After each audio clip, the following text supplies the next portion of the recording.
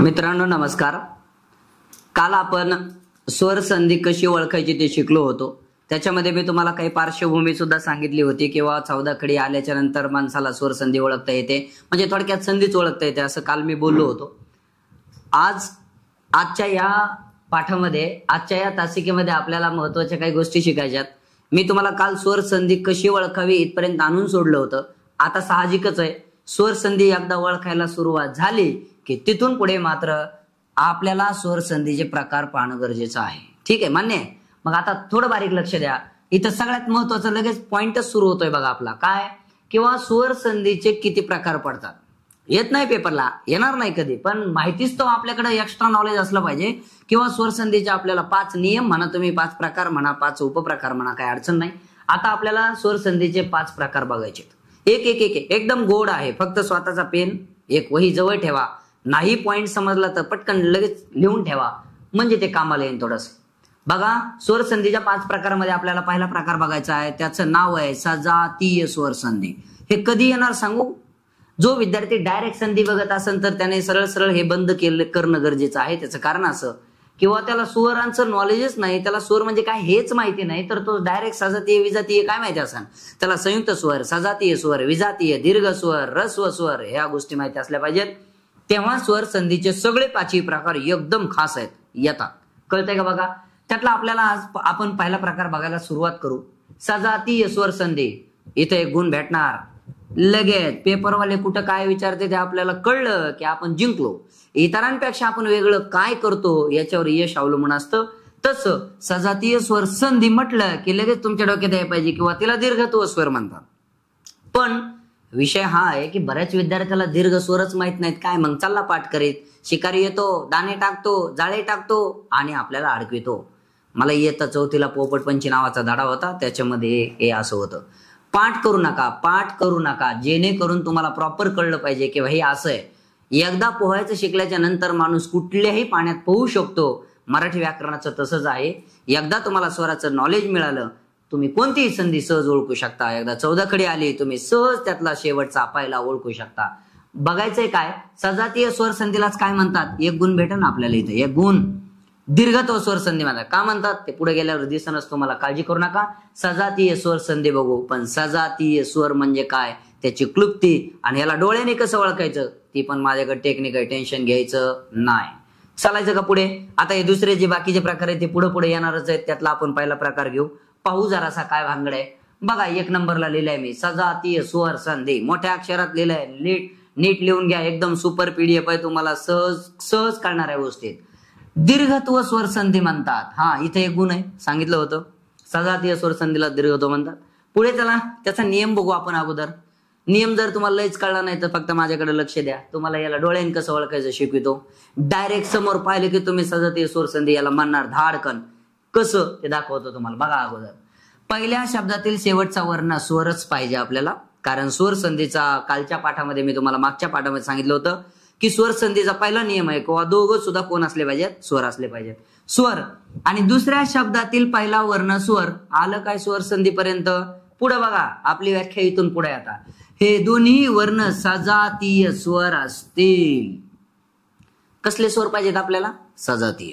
आता काही लोक म्हणते सर मग आम्हाला सजातीय स्वरच माहित नाहीत, आणि मग आता ओळखायचं कसं? तुम्हाला सांगितलं ना, डोळ्याने ओळखायचं शिकवितो.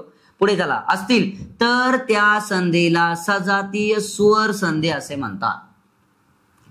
नियम समजून घ्या. पहिल्या शब्दातला शेवटचा वर्ण स्वरच पाहिजे, दुसऱ्या शब्दातला पहिला वर्ण स्वरच पाहिजे. दोन्ही स्वर असून चालणार नाही, तर ते दोन्ही सजातीय असले पाहिजेत. मग आता कसं ओळखायचं? त्याच्यासाठी मी इथं डायरेक्ट क्लुप्तीच दिली पोरांनो, टेन्शन घेऊ नका. इकडे बघा, कशी ओळखायची ही सजातीय स्वर संधी, कशी ओळखायची? आता इथं बरंच लिहिलंय मी, इतकं सुद्धा लिहायची गरज नाही. इकडे बघा, पहिल्या शब्दातला शेवटचा अ, दुसऱ्या शब्दातला पहिला अ, दोघाबद्दल आ घ्यायचा. पहिल्या शब्दातला अ, दुसऱ्यातला आ, दोघाबद्दल आ घ्यायचा. पहिला आ, दुसरा अ, तरी आज घ्यायचा. पहिल्या शब्दातला शेवटचा आ स्वर, दुसऱ्या शब्दातला पहिला आ, तरी सुद्धा आज घ्यायचा. आता शॉर्टकट सांगू का? अ आ काही आलं, आज घ्यायचा. कळलं? आणि मग हाच नियम तुम्ही ई ला पण लागू करायचा. आता सांगू तुम्हाला, अ आ ई ई उ आणि उ किती जोड्या पडल्यात सांगा रे? 3 ना. यांना सजातीय स्वरांच्या जोड्या म्हणतात. आणि या जोड्या यांच्या पुढे अ जरी आला तरी आज घ्यायचा, आ आला आज घ्यायचा, काही आलं तरी आज घ्यायचा, इथं काही आलं तरी दीर्घ ईच घ्यायचा, आणि इथं कोणत्या ऊच्या पुढे येऊ द्या दीर्घ ऊच घ्यायचा. नियम संपला. 100% लक्षात राहण्यासारखी क्लुप्ती आहे पोरांनो. समजतंय का? बघा बरं एकदा. कळलं का? सहज लिहिलंय मी, सहज. आणि ज्या विद्यार्थ्याला कळालं नाही मग लय गरीब बुद्धीप्रमाणे चलू दे. पहिल्या शब्दातला शेवटचा बाजूला घे, दुसऱ्या शब्दातला पहिला बाजूला घे, आणि ह्या तिघामध्ये शोधेव सापडेल. सापडला सजातीय स्वरसंधी म्हणून टाक. पण सजातीय स्वरसंधीला दीर्घत्व स्वरसंधी का म्हणायचं रे? त्याचं कारण असं आहे, तुम्ही कोणत्याही स्वराची बेरीज केली तरी सुद्धा स्वर कसला येतो इथं बघा. प्रत्येक ठिकाणी दीर्घ स्वर येतो. इथं बघा आहे का दीर्घ? म्हणून कोणत्याही 2 स्वरांची बेरीज केल्याच्या नंतर दीर्घच स्वर येतो. म्हणून सजातीय स्वराला म्हणतात दीर्घत्व स्वर संधी. चला मी तुम्हाला उदाहरणार्थात दाखवतो की सजातीय. आणि ऐका, सजातीय स्वर संधी तर असणारच आहे, पण ती सजातीय असण्यासाठी अ आ ई ई उ उ या 3 नियमामध्येच बसलं पाहिजे, तेव्हा तुम्ही त्याला सजातीय स्वर संधी म्हणू शकता. चालायचं का पुढे? बघा इथं काय लिहिलं मी. या 3 स्वरापैकी कोणतीही जोडी शेजारी शेजारी आली तर, किती सोपं आहे राव. कोणतीही जोडी शेजारी शेजारी आली तर सजातीय स्वर संधी असते. दाखवू का तुम्हाला आता पुढे? चला बघा इकडं काय लिहिलं मी, महत्वाचे मध्ये वाचा. 2 स्वराची बेरीज करून कायम कसला स्वर येतो? दीर्घ स्वर. म्हणून सजातीय स्वर संधीला च पाहिजे. सजातीय स्वर संधीलाच दीर्घत्व स्वर संधी असं म्हणतात. लिहून घ्यायची सुद्धा गरज नाही. 2 स्वराची बेरीज करून दीर्घ स्वर येतो म्हणून त्याला दीर्घत्व स्वर संधी म्हणतात. बाकी काय कारण नाही. पुढे चला आता इकडे लक्ष द्या बारीक. सत्य शब्द लिहिलाय मी. ह्या जर याची फोड केली तर या य मध्ये तुम्हाला अ भेटन बर का. आणि असत्य मध्ये अ दिसला का बघा. आणि संपला नियम. या दोघाला आता कट करायचंय कारण दोन्ही स्वर आहेत. या दोघाच्या ऐवजी कोण घ्यायचा आहे इकडे लक्ष द्या. आ घ्यायचा आहे. आलं का नियमात बघा. सत्य मधला शेवटचा अ, असत्य मधला पहिला अ, दोन्ही स्वर आहेत याचा अर्थ स्वर संधी आहे. आणि दोन्ही कट करून आपल्याला तिसरा घ्यायचा आहे. तो तिसरा आलेला आहे आ. इथपर्यंत कळलं सगळ्यांना? पुढे चला. आता हा जो आ आहे हा आ काय करायचा, ह्या य मधून अ बाजूला काढलेला आहे म्हणजे हे यचा पाय मोडन, आणि अ इथून बाजूला निघलाय म्हणजे हा अ बाजूला निघन. मग आता इथं ह्याचा पाय मोडलेला आहे आणि कोणतंही पाय मोडकं व्यंजन मध्ये ठेवायचं नाही. मग त्यासाठी काय करायचं, हा आ उचलायचा आणि सरळ ह्या य मध्ये टाकायचं. मग ज्या विद्यार्थ्याला 14 खडी येते त्यासाठी मजा आहे. ह्या य मध्ये जर मला आ टाकायचा असेल तर करा बरं उच्चार, या म्हणजे असं होईल का? मग ते जोडलेलं आहे असं ठेवा त्याला. जमलं? काय दिलाय शब्द बघा. या य मध्ये मी कोण टाकलाय तर आ टाकलाय. सत्य शब्द पडलाय. कळलं? दुसरं उदाहरण बघा. प्रत्येक उदाहरण मी काय समजून सांगणार नाही, तुम्ही बघू शकतात नंतर. सहज आहे. मी अजून 1-2 उदाहरण समजून सांगतो, पुढचा पॉइंट घेतो. सहज आहे. कोणतंही घ्या, ईच घ्या, उच घ्या, अच घ्या, येणार. इकडे बघा. या व मध्ये आहे अ, इथं घेतलाय मी. आणि आसन मधला आ तो इथं घेतलाय. दोघं बाहेर आलेत मग वचा पाय मोडन. कारण व्यंजनामधून स्वर बाजूला निघला की व्यंजनाचा पाय मोडत असतो. इथं तसं झालंय. व मधून अ बाजूला निघला, वचा पाय मोडलाय. आता लक्षात घ्या, ह्या दोघांच्या ऐवजी तयार कोण झालाय? तिसरा आ. आहे का दीर्घत्व स्वर संधी त्यामुळे म्हणतात. हा आ उचलायचा आणि सरळ ह्या व मध्ये टाकायचं. बघा बरं इथं व मध्ये टाकलाय का मी? काय झालं सांगा. ह्या व मध्ये ज्यावेळेस मी आ टाकील त्यावेळेस इथं असं होईल ना, वा. हे इथं लिहिलंय देवासन. साध, एकदम साध आहे. चला पुढे चला. ह्या म मध्ये कोण आहे? अ. इथं आचल मध्ये कोण आहे? आ. मचा पाय मोडन बाजूला काढल्यामुळे. आ इथून नष्ट होईल. हे दोघं इथून नष्ट झाले. तिसरा आला आ. ह्या आला उचलायचं, म मध्ये टाकायचं. म अधिक आ. ज्या विद्यार्थ्याला टाकता येत नाही दोघाला संगच म्हणा. म अधिक आ, मा. आलंय का बघा. हिमाचल. संपला पॉइंट. समजतंय? ईचा पण दिलाय मी तसा. अभि. ह्या भ मध्ये ई आहे. दिसतोय का ई? हा ई. ई बाजूला काढला की भचा पाय मोडन आणि ह्याची वेलांटी निघून जाईल. इथपर्यंत सगळ्याला कळलं? पुढे चला. ई हा पुन्हा एकदा इथं बाजूला काढला. आता ह्या दोघांची बेरीज करून आता हा ई तयार झाला. मग आपल्याला एक काम करणं आहे, हा जो ई आहे पाय मोडलेल्या भ मध्ये टाकायचा. मग जर पाय मोडलेल्या भ मध्ये टाकला तर भ ला वेलांटी कोणती येईल रे? दीर्घ. शब्द लिहिलाय का बरोबर बघता का एकदा? अभिष्ट. चला पुढे चला. परी अधिक इच्छा. लय लोकांची परीक्षा घेतली, बरेच जण परीक्षामध्येच परीक्षा शब्द चुकलेत. कुठं जा, कोणत्या बॅनरवर बघा, परीक्षा शब्द शुद्ध लेखनातही बघा परीक्षा शब्द चुकीचा लिहितात. का लिहितात माहित नाही मला, त्या आशीर्वाद शब्दासारखा खेळ येतो, पण मी त्याचं कारण सांगतोय. आता तरी बारीक लक्ष द्या. र लावा, दुसरी म्हणजे दीर्घच वेलांटी का देतात. इथं बघा ई आलाय, याचा अर्थ रस्वई. इथं ई दीर्घ आहे, हा. दोघही स्वर मी बाजूला काढलेत, मग इथून निघून गेलाय हा आहे तो, आणि इथली वेलांटी निघून जाणार तो हाय, कारण मी दोघं बाहेर बाजूला घेतलेत. ह्या दोघांची बेरीज करून आला कोण? ई. ह्या ई ला उचला आणि ह्या र चा पाय मोडलेला आहे त्याच्यामध्ये टाकून द्या. र ला वेलांटी कोणती? दीर्घ. आलंय का बघू बरं आपण? दिसतंय का बघा? परीक्षा. आता आयुष्यात चुकणार नाही. पुढे चला. गोमती. इथं बघा दीर्घ ई आहे, इथं घेतलाय. पुढच्या दुसऱ्या शब्दातला पहिला ई आहे तो इथं घेतलाय. ह्या दोघाला आपल्याला बात करायचंय, कारण दोघं बेरीज करून तिसरा तयार करतात, मग हा तिसरा. ह्या ई ला उचला आणि कोणात टाका रे? कारण ह्या त मधला ई इथं बाजूला निघलाय म्हणल्यावर इथली वेलांटी निघून जाईल आणि तचा पाय मोडन. मग ई उचलायचा, त मध्ये टाकायचा, वेलांटी येणार गोमतीच्छा. समजतंय का? पुढे चला. भानू अधिक उदय. आता ऊ चा दिलाय, एक नंबर आहे, सहज कळन. इथं ऊ आहे, हे बघा इथं रस्व ऊ. पुढे चला. इथं ऊ आहे, इथं बाजूला ऊ घेतलाय, कळतंय? इथं दीर्घ ऊ झालाय, सॉरी हा. या दोघाला कट करून इथं मात्र दीर्घ ऊ घ्यायचं. समजलं? आता हा जो दीर्घ ऊ आहे तुम्ही कोणात टाकणार सांगा मला? ह्या न मध्ये टाकायचा. का बरं न मध्ये? कारण ह्या न मधून हा ऊ बाजूला निघल्यावर न चा असा पाय मोडन. व्यंजन मधून स्वर बाजूला काढला की व्यंजनाचा पाय मोडतो. वेलांटी उकार सगळं नाहीच होतं त्याचं. ह्या न मध्ये आता मला ऊ टाकायचा आहे, मग मी कोणता उकार देईन? दीर्घ देईल. इथं चुकून माझ्याकडून प्रिंट मिस्टेक झालेली आहे, मी दुरुस्त करतोय. भानोदय. पॉइंट समजलाय का प्रत्येकाला? बघा. चला पुढे चला. इथं रस्व ऊ आहे. पुढे चला. इथं सुद्धा रस्व ऊ आहे.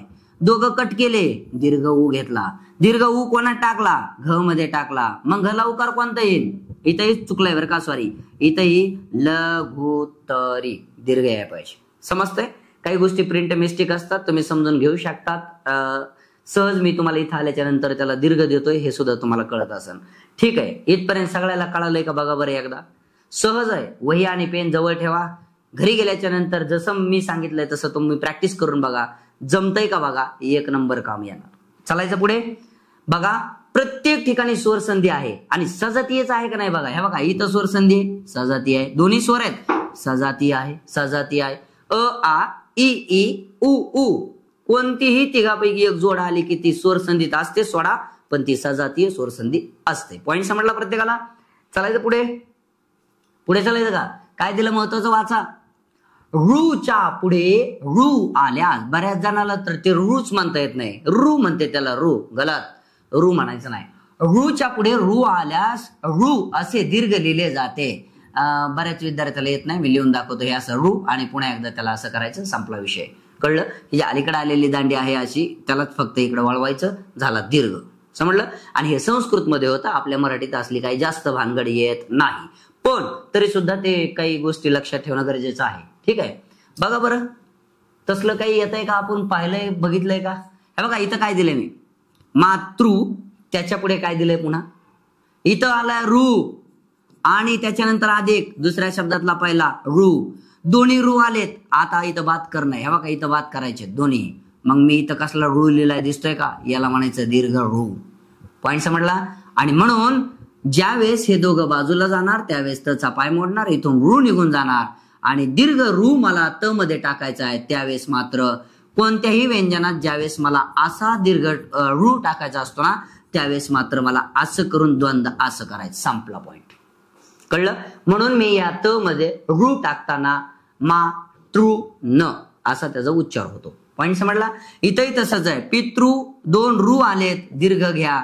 आता इथं दीर्घच रू येणार. पुढे चला. मातृ, इथंही रू आहे, इथंही रू आहे, इथंही मी दीर्घ रू लिहिलाय. हे बघा इथं सुद्धा मी भा तृ न लिहिलंय. समजतंय का बघा? आता स्वर संधी मधला आपल्याला दुसरा प्रकार पाहायचा आहे. खूप सहज आहे दादा. जर तुम्हाला हा पॉइंट समजला असला तर आता पुढचा सहजच कळणार आहे. सहज. पण त्याचं नाव तर आधी आहे का? गुणादेश. काय? गुणादेश. कोणापासून तयार होतो? विजातीय स्वरापासून. म्हणजे आता इथून मागे शिकलो होतो आपण अ आ इ ई उ ऊ. त्यांच्यात हे बसन का? नाही बसणार. विजातीय स्वर पाहिजेत, म्हणजे एकाच जातीचे नाही पाहिजे. अ ई ए असे वेगळे पाहिजेत. एकच स्वर जर असतील तर ती सजातीय स्वर संधीमध्ये जाईल, तसं होणार नाही. चला बघायचं का आता? नियम मी इथं दुसरा दिलाय कारण आपला पहिला नियम संपलेला आहे. बघा, पहिल्या शब्दातील शेवटचा वर्ण अ किंवा आ दुसरा चालणार नाही. जर तुम्हाला गुणादेश शिकायचा असेल तर पहिल्या शब्दातला शेवटचा वर्ण अ किंवा आ ह्या दोन स्वरापैकी एक स्वर असला पाहिजे. ठीक आहे, पुढे चला. हे स्वर असून त्यांच्या पुढे कोण? ई. हे बघा, अ ऑब्लिक आ पहिल्या शब्दातला शेवटचा असला पाहिजे आणि त्यांच्या पुढे ई किंवा कोण आला पाहिजे? ई आला पाहिजे. जर असं आलं, हे बघा आल्या, त्या दोघांबद्दल ए येतो. म्हणजे हे जर असं असेल तर या दोघांच्या ऐवजी काय घ्यायचं आपल्याला? ए घ्यायचा. समजतंय? पुढे वाचा. तसेच अ आ या स्वरांपुढे, म्हणजे पुन्हा अजून एकदा तसंच पहिल्या शब्दातील शेवटचा वर्ण अ आ येणार. त्यांच्या पुढे कोण येणार? उ आल्यास. जर उ आला, समजा ई नाही आला आणि उ आला, तर तुम्ही काय घ्यायचं माहितीये का? ओ घ्यायचा. पहिल्या शब्दातला शेवटचा वर्ण पुन्हा एकदा अ आ येणार आणि त्यांच्या पुढे जर नीट वाचा आता कोण आला तर रू आल्यास, मग हा रू कुठला असन? दुसऱ्या शब्दातला पहिला.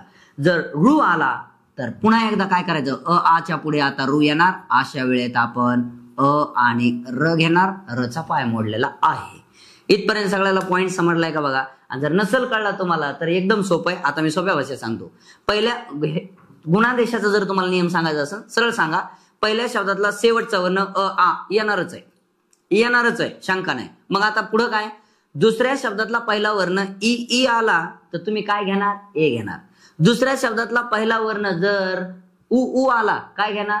ओ घेणार. आणि दुसऱ्या शब्दातला पहिला वर्ण जर रू आला तर काय घेणार? अर घेणार. इथपर्यंत सगळ्याला कळालंय का? चला मग आपण पुढे बघू त्याप्रमाणे येते का. हे बघा इथं कशी ओळखावी लिहिलंय मी. म्हणजे गुणादेश ही जी स्वर संधी आहे ह्याला कसं ओळखायचं ते इथे लिहून दिलंय मी. पहिल्या शब्दातला शेवटचा वर्ण अ आ प्रत्येक ठिकाणी आलाय बघा. हे बघा अ आ म्हणजे याचा अर्थ काय? पहिल्या शब्दातला हा शेवटचा वर्ण दोघांपैकी असला पाहिजे. पुढे चला. दुसऱ्या शब्दातला जर पहिला ई आला तर इथं दीर्घ आहे. ई आला तर ए घ्यायचा दोघाला कट करून. जर दुसऱ्या शब्दातला पहिला वर्ण जर उ किंवा उ आला तर ओ घ्यायचा आहे. जर दुसऱ्या शब्दातला रू आला तर अर घ्यायचा आहे. हे बघा तुम्ही असं इथे लिहू शकता. याला गुणादेश ही त्याची क्लुप्ती आहे. याच्यात बसलं पाहिजे ते बस, बाकी डोकं लावायची गरज नाही. मी इथं काही पोट शब्द दिले तुम्ही बघू शकता. मी तुम्हाला अगोदर दाखवतो, नंतर तुम्ही त्या गुणादेशाकडे जा. इकडे बघा ग न दिलाय, ग न दिलाय. ह्या न मध्ये कोण आहे मला ते सांगा अगोदर. ह्या न मध्ये आहे अ. चला पुढे. पहिल्या शब्दातला शेवटचा काढला बाजूला अ. दुसऱ्या शब्दातला पहिला ई दिसतोय. आलं का नियमात? बघा पहिल्या शब्दातला शेवटचा वर्ण अ किंवा आ पाहिजे होता, तिथं अ आलाय, बरोबर आहे. दुसऱ्या शब्दातला पहिला ई किंवा ई पाहिजे होता, ह्रस्व किंवा दीर्घ, त्यापैकी इतर दीर्घ आलाय, बरोबर आहे. दोघाला कट करा आणि दोघाच्या ऐवजी ए घ्या. आपण मनाने घेत नाही. हे बघा इथं सांगतंय. कळलंय का? ए. मग आता मी घेतलाय का तसा बघा बरं. इथं पहिल्या शब्दातला शेवटचा अ, दुसऱ्या शब्दातला पहिला ई, दोघं कट केले, त्यांच्या ऐवजी ए घेतला. मग आता हा ए कुठे टाकायचा? लक्षात घ्या. अ बाजूला काढलाय म्हणजे नचा पाय मोडल आणि हा ई इथं बाजूला काढलाय, हे दोघांच्या ऐवजी ए घेतलाय. समजलं? हे ए उचलायचा आणि ज्याचा पाय मोडलाय त्याच्यात टाकून द्यायचा. मी न मध्ये टाकणार ए. ज्यावेळेस मी ह्या न मध्ये ए टाकणार त्यावेळेस तुम्ही 14 कडे शिकलात ने असं होणार. कळलं? म्हणून मी ते शब्द काय लिहिलाय बघा. गणेश. पॉइंट समजला? देव अधिक इंद्र. टिंब नाही हा. देव अधिक इंद्र. ह्या व मध्ये कोण आहे सांगा? अ. पुढे चला. इथं ई. दोघांबद्दल कोण घ्या? ये. समजलं का? हे बघा इथं घेतलाय ये. हा ये कोणात टाकणार मी? ह्या व मध्ये. टिंब आहे असं ठेवायचं. मग मला सांगा व मध्ये मी टाकल्याच्या नंतर वे असं होईल. हा टिंब इथं देऊन टाका. संपला रोल. काय शब्द बनन? देवेंद्र. प्रत्येक तसंच आहे. पुढे या, इथं कोण आहे बघा, अ आहे, इथं अ दिसतोय आणि दुसऱ्या शब्दातला पहिला उ हे बघा इथं बाजूला काढलाय उ. ह्या दोघांच्या ऐवजी मी काय घेतलाय सांगा, ओ. अ बाजूला निघलाय म्हणजे ह्या यचा पाय मोडणार आहे. ओ ला उचलायचं, ह्या पाय मोडक्या य मध्ये टाकायचं. हे बघा ह्या पाय मोडक्या य मध्ये टाकलाय का बघून घ्या एकदा. ओ हे असा एक काना एक मात्रा ओ आणि त्याचं रिय जे आहे ते आहे तसंच ठेवलंय. येतंय का गुणादेशात बघा. ह्या नियमात दिलेलं उदाहरण बसलं की तुम्ही त्याला गुणादेश म्हणणार. स्वर संधीत आहेच नक्की. पुढे चला, मरण अधिक उन्मुख. इकडे बघा इथं अ आला इथं उ आलाय, दोघाला कट करा. आच्या पुढे उ किंवा उ पाहिजे, त्याच्या ऐवजी कोण घेणार, ओ घेणार. ओ कोणामध्ये टाकायचं सांगा मला एकदा, न मध्ये टाकून द्या. काय शब्द झालाय बघा, मरणोन्मुख. किती सोपं आहे. प्रत्येक घ्या प्रत्येक. चला खाली या इकडं, ब्रह्म इथं कोण आहे अ, पुढे कोण आलंय रू. मग अ च्या पुढे ज्यावेळेस रू येतो त्यावेळेस आपल्या तिसऱ्या नियमात बसायला तयार. अ च्या पुढे रू आला, दोघाला कट करा. कोण घ्या, अर घ्या. घेतलाय का अर बघून घ्या, थोडं बारीक लक्ष द्या, हा पॉइंट कळण्यासारखा नाही. हा मग आता ह्याचा पाय मोडणार आहे का नाही, ब्रह्म हो. मग आता एक काम करायचं, हा पाय मोडलेला जो म आहे त्याच्यामध्ये हा अ टाकायचा. अ जर ह्याच्यात टाकला तर ह्याचा पाय निघून जाईल, राहिला कोण र. आणि ज्यावेळेस र राहतो त्यावेळेस फक्त एकच काम करायचं, रच्या लिखाणाची पद्धती 4 आहेत. पुढच्या शीवर असं र टाकून द्यायचं. आलं का नियमात बघा, ब्रह्मर्षी. अशा प्रकारे स्वर संधीचे एकूण आपण 2 प्रकार पाहिलेत आतापर्यंत. पहिला सजातीय स्वर संधीस, त्याला दीर्घत्व स्वर संधी म्हणतात. आणि दुसरा गुणादेश, म्हणजे गुणादेश हा विजातीय स्वरापासून तयार होतो, सजातीय स्वरापासून तयार होत नाही. पुढचा जो काही उर्वरित भाग आहे तो पुढच्या तासिकेमध्ये पाहू. तोपर्यंत धन्यवाद.